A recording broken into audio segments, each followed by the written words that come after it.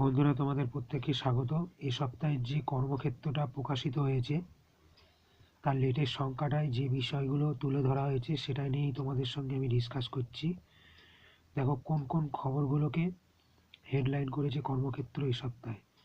Dedicated freight করিডোরে 639 executive এবং multitasking staff,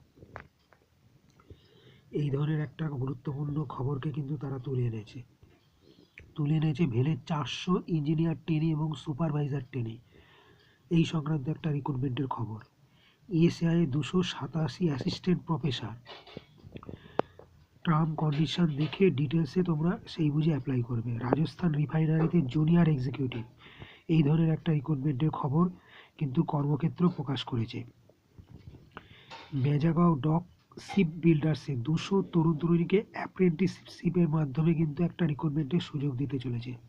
পাশাপাশি 234 জুনিয়র এক্সিকিউটিভ ট্রেনি হিন্দুস্তান পেট্রোলিয়ামে, এই ধরনের একটা রিক্রুটমেন্টের খবরও কিন্তু কর্মক্ষেত্র বড় আকারে প্রকাশ করেছে।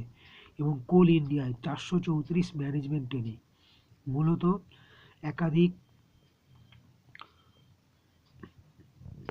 ডিভিশন বেস রিক্রুটমেন্টের খবর এটা, সেটা দেখে শুনে সেই বুঝে শিক্ষাগত যোগ্যতা বুঝে নিয়ে তোমরা অ্যাপ্লাই করো। তোমরা বোথ সাইড চ্যানেলটা দেখো, লাইক করো, সাবস্ক্রাইব করো এবং নিজস্ব ওপিনিয়ন বা মতামত জানাতে কিন্তু ভুলো না। ধন্যবাদ।